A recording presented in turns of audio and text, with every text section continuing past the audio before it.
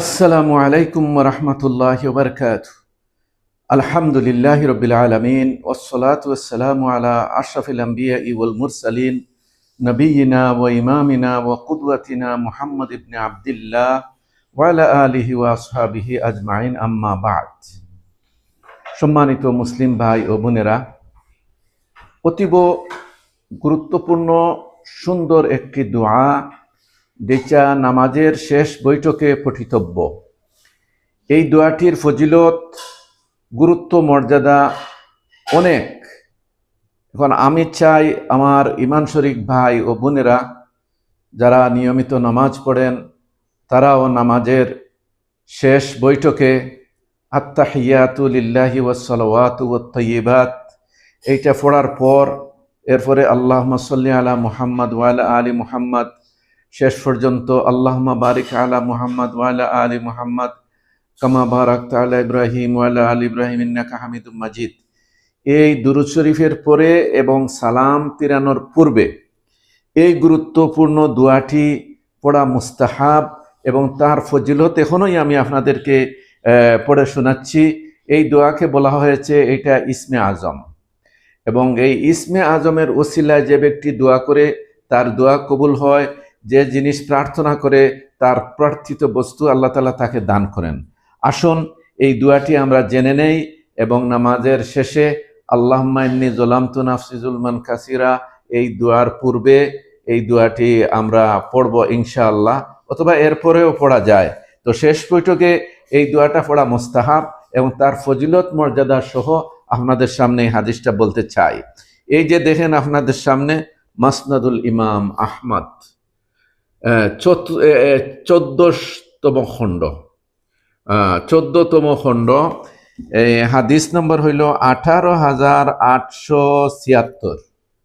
18,876 হযরত মেহজান ইবনুল আদরা রাদিয়াল্লাহু তাআলা আনহু হতে বর্ণিত। তিনি বলছেন, আন্না রাসূলুল্লাহ সাল্লাল্লাহু আলাইহি ওয়াসাল্লাম দাখালাল মসজিদ, যে রাসূলুল্লাহ সাল্লাল্লাহু আলাইহি ওয়াসাল্লাম মসজিদে প্রবেশ করলেন। ফাইজা হুয়া বিরাজুলিন কাদ কাদা সালাতাহু ওয়া হুয়া ইয়াতাশাহাদ ওয়া হুয়া ইয়াকুলু, তিনি মসজিদে প্রবেশ করলেন এবং হঠাৎ এক ব্যক্তিকে দেখলেন যে সে নামাজ আদায় করছে এবং নামাজের শেষ দিকে চলে গেছে এবং সে তাশাহুদ পড়ছে, মানে আশহাদু আন্না মুহাম্মাদান আবদুহু রাসূলুহু যে আছে এটা পড়ছে, এবং এরপর সে বলছে আল্লাহুম্মা ইন্নী আসআলুকা বিল্লাহিল ওয়াহিদিল আহাদিস সামাদিল্লাযী লাম ইয়ালিদ ওয়া লাম ইউলাদ ওয়া লাম ইয়াকুল লাহু কুফুয়ান আহাদ আন তাগফিরা লি যুনুবি ইন্নাকা আনতাল গাফুরুর রহিম। সে এই দোয়াটাই পড়ল, আল্লাহুম্মা ইন্নী আসআলুকা বিল্লাহিল ওয়াহিদিল আহাদিস সামাদিল্লাযী লাম ইয়ালিদ ওয়া লাম ইউলাদ ওয়া লাম ইয়াকুল লাহু কুফুয়ান আহাদ আন তাগফিরা লি যুনুবি ইন্নাকা আনতাল গাফুরুর রহিম। আল্লাহর রাসূল তা শুনে বললেন, তিনি বললেন কাদ গফিরা লাহু কাদ গফিরা লাহু কাদ গফিরা লাহু, নিশ্চয়ই তাকে মাফ করে দেয়া হয়েছে, নিশ্চয়ই তাকে মাফ করে দেয়া হয়েছে, নিশ্চয়ই তাকে ক্ষমা করে দেয়া হয়েছে। সুবহানাল্লাহ। এটা এমন একটা গুরুত্বপূর্ণ দোয়া, আপনি শেষ বৈঠকে সালাম ফিরানোর পূর্বে যদি আপনি পড়েন তাইলে এই সৌভাগ্য আপনি অর্জন করবেন। সেটা কি, যে এই দোয়া পড়নেওয়ালাকে আল্লাহ তাআলা মাফ করে দিবেন, নিশ্চয়ই মাফ করে দিবেন, নিশ্চয়ই মাফ করে দিবেন। তো এটা মুসনাদুল ইমাম আহমদের 14তম খণ্ডের মধ্যে আছে, 18,876 নম্বর হাদিস। তার অর্থ হলো, আয় আল্লাহ, আমি আপনার কাছে প্রার্থনা করছি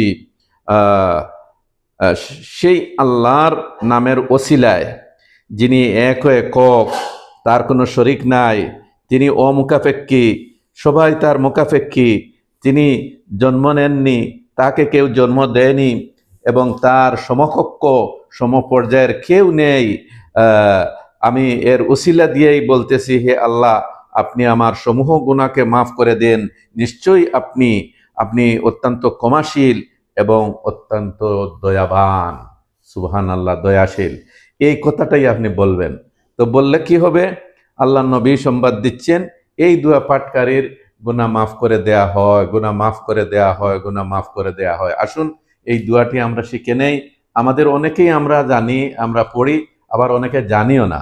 তো আমার দিনী ভাইদের কল্যাণকামী হয়ে এই দোয়াটি জানাচ্ছি, যাতে আমরা গুনাহ মাফ করাইতে পারি, এবং গুনাহ মাফ হইলেই তো আমরা জান্নাতে চলে যাব ইনশাআল্লাহ।